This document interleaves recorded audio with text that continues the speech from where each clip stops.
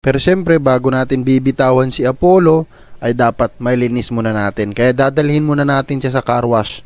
Malapit lang naman tong car wash na to eh.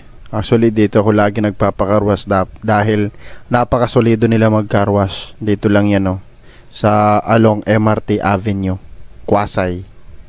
Oops, dito lang.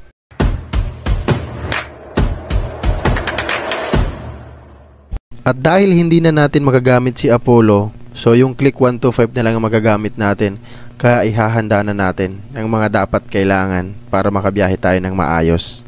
At eto na nga, naalala ko na dito ko nga pala nilagay yung delivery bag ko, yung dalawang delivery bag ko magkatabi lang. So ayun, kinuha ko na kagad at kung mapapansin nyo no, napakadumi. Paano kasi, ang tagal na nito nakatambak dito tapos hindi napapansin kaya ganyan na siya karumi. So ito na nga, pagbukas ko dito, nakita ko dito yung mga matagal ko nang hinahanap na gamit nandito lang pala sa loob. Pero siyempre hindi yan ang pag-uusapan natin. Okay, dali-dali ko na tong dinala sa car wash para malabhan. So ang ginawa ko, in-sprayan ko to ng tubig. Siyempre, para malabhan gamitin natin ng tubig, di ba? Tapos nilagyan ko yan ng Zondrox tapos saka ako binrush. Kaya kahit pa paano naging bago. Yun nga lang, medyo matagal na kuskusan talaga dahil napakakapit na ng mga dumi nito. Pero kahit pa paano, dahil sa pagtsatsaga natin na malinisan, ayun, nalinis naman. At syempre pagkatapos ng matinding kuskusan, ito na nga at binabanlawan na natin. Habang binabanlawan ko to, may lumapit dito. Tapos mambuburaot lang pala ng panghulog ng car wash. Ay hindi, joke, nagpapalit lang pala. Kasi maglilinis din siya ng motor niya. At dahil tapos na tayo maglaba ng bag, ito naman yung aasikasuhin natin ngayon, yung bracket kung saan nakapatong yung bag. Kaya ito yung gagamitin ko dahil ito ay adjustable. At dahil nga matagal na rin tong nakatambak, mapapansin natin dito na napakadumi na rin at kinakalawang na. Kaya ang ginawa ko na lamang ay inisprayan ko na lang para kahit paano ay magmukhang malinis. So ayun, pasintabi na lamang sa mga kumakain dyan dahil kitang kita yung tiyan ko dyan. Pagkatapos natin maasikaso yung bracket at ang bag, ngayon naman ay asikasuhin natin si Bluesy o yung click natin. Dahil ipapalinis natin yung panggilid nito dahil ang tagal na rin ito hindi nalinis. Pero bago muna kami tumuloy ay nagpagas muna kami dito sa mini gas station ni Paring Ukang. At dahil nakapagpagas na tayo, ayan, dire-diretso na yung biyahe natin. Hindi na tayo mangangamba na baka bigla na lang mamatay yung makina dahil naubusan ng gas, 'di ba? Ayan, kasama nga pala namin si biyahe ni Omar. You know, yung naka red click at naka uniform ng Grab.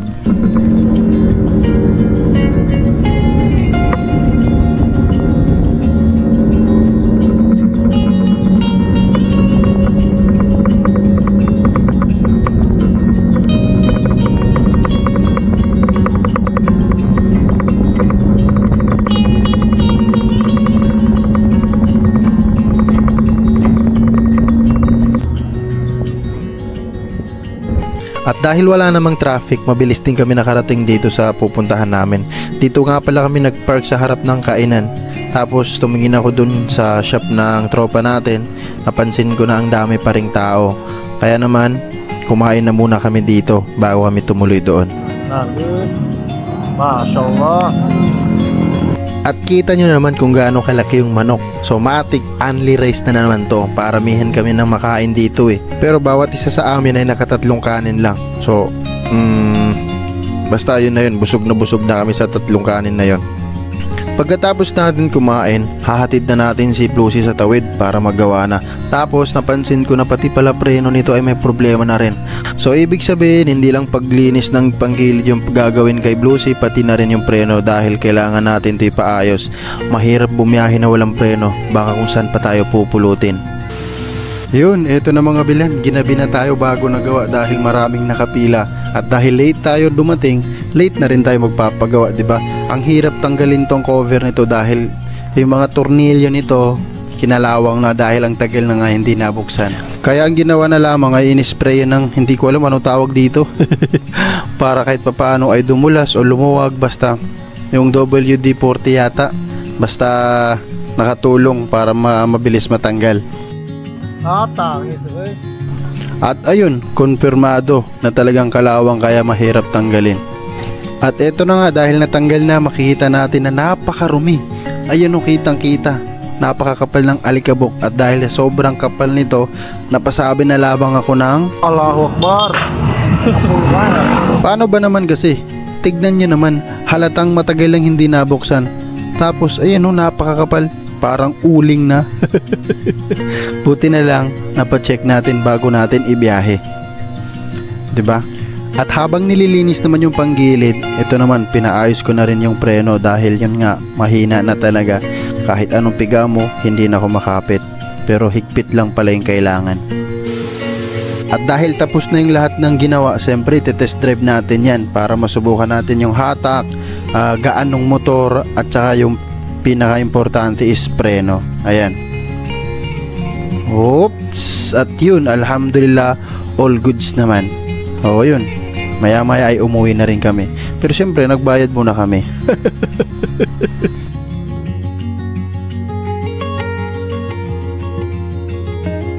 Ayun, ito na nga pala yung bag na kinuskus natin kahapon. Tuyo na at saka kahit papaano ay bago na tignan kumpara dun sa kahapon na napakarumi. Kaya naman, ang gagawin natin ngayon ay kakabit na natin. Pero syempre, kukunin muna natin yung bracket. Yun ang una natin ikakabit bago itong bag.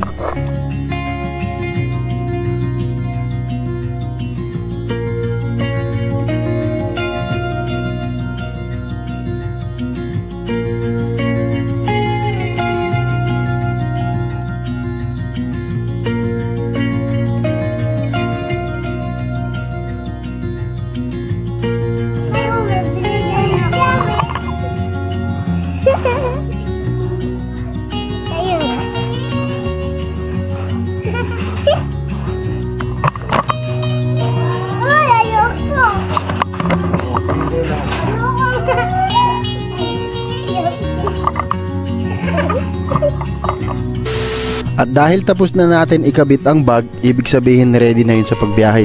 Pero syempre, bago natin bibitawan si Apollo, ay dapat may linis muna natin. Kaya dadalhin muna natin siya sa car wash para fresh bago magpahinga, 'di ba?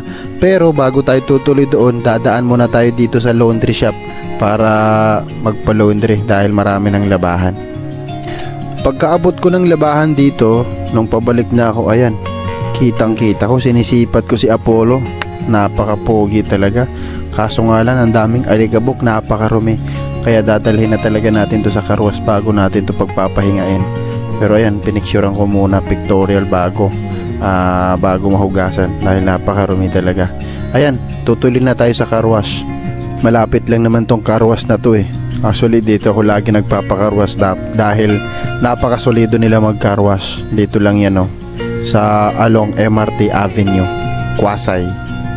Oops, dito lang.